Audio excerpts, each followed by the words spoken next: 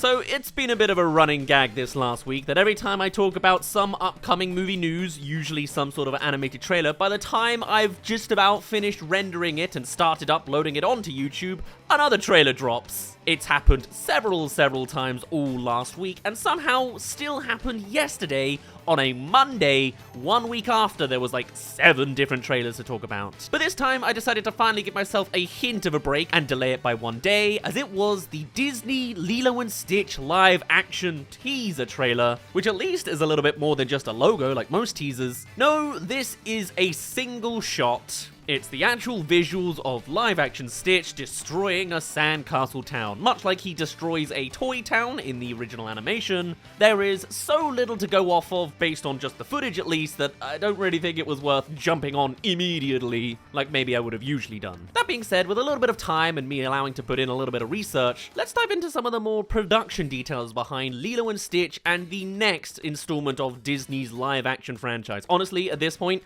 I'm sure they're coming to the end of their history at this point. Like, what's left? Princess and the Frog, Hercules, which they are working on, and then give it a couple more years, I bet they'll do a Frozen live action to really throw us through a loop. But yes, Lilo and Stitch as a live action adaptation is actually something we've already covered on the channel. A good few years ago, I released a Lilo and Stitch is coming back when the very first murmurs of this project was being known. And it's interesting to look back on that video, as there are a handful of production details that have sort of changed with a little bit of development time. Although there's also a lot of overlap in a lot of ways, and I certainly didn't have a good opinion of it back then, and to be honest, I still don't now, because let's be honest, this is just another live-action rehash. But there is an interesting discussion surrounding live-action stuff recently, as I kind of feel like as well, the Lilo and Stitch project, as well as How to Train Your Dragon live-action, have a similar kind of perspective from general audiences, where there is still that market of this is a, inferior formatting of storytelling and kind of shallow and,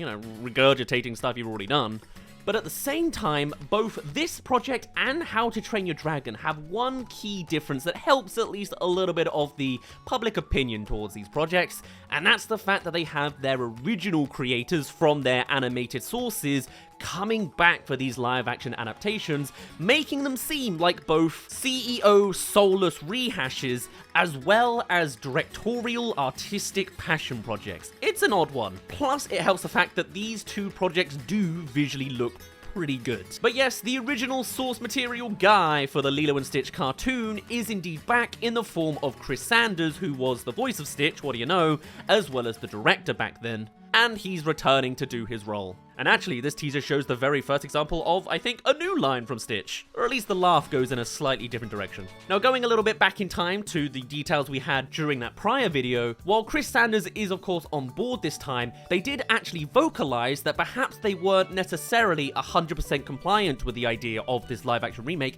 as the original co-director Dean DeBlois was quoted as saying, "I'd rather see something original, especially for a studio that's such a pioneer of originality. That bugs me. Knowing how well-to-do the studio is, how capable they are of taking risks and watching them not take risk, what bothers me the most is that it seems to suggest the animated version of it is lesser. It is a lesser form than the expensive, glossy live action." And that's some pretty scathing words. However, as ironic as he is to saying that quote, he is also involved as well in this Lilo project, as well as is one of the core guys involved in the How to Train Your Dragon live-action remake. He may not be fully on board with the entire idea, but I guess it's good to have him in the room for showing some actual passion in the middle of the soullessness. That being said, this isn't just a complete rehash of cast and crew either, as the script is being helmed by Chris Kalani Bright. Hey there, thank you for making it halfway through this video. Come along and subscribe if you want to keep up with other animated movie news or live-action animated hybrid stuff as well. And if you're subscribed, let's see the second half of the video now.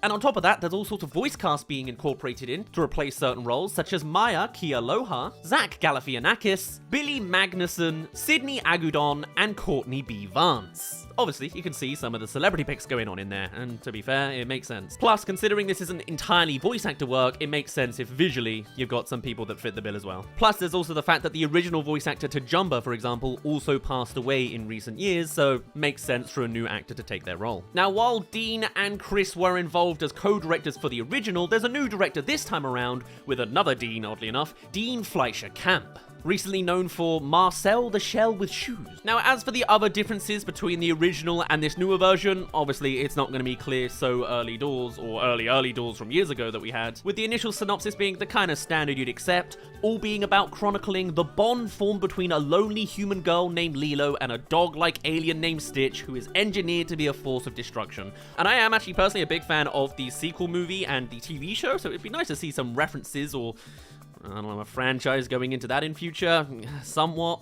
It's funny because this visually looks good, but I don't entirely want to be on board with this movie, but I think there's going to be a lot of high praise for this movie because it's easy to consume live action content that looks visually good. The CGI is great, and Lilo as a brand certainly isn't dead. I have seen this damn thing marketed everywhere in Primark, so I've never really not been seeing some sort of imagery of Stitch several years later, which really is a testament to the quality of that first movie. Although also on a more personal note, I have a little bit of a vendetta against Lilo and Stitch as a story. I have an ex-girlfriend who was obsessed with that character, so a lot of the imagery for the franchise, you know, kind of just reminds me of her, and that's not a great time. I have a whole different perspective on quotes like Ohana means family. I don't want to hear it.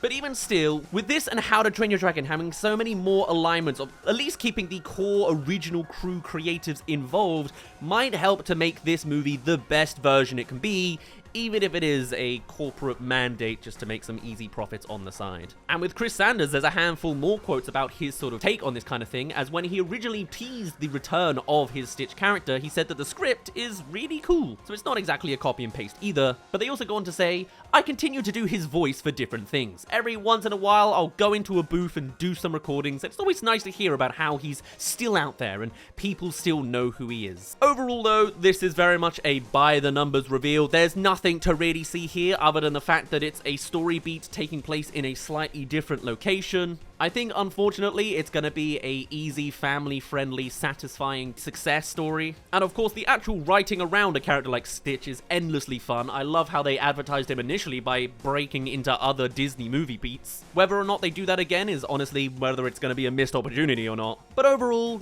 yeah, it's coming.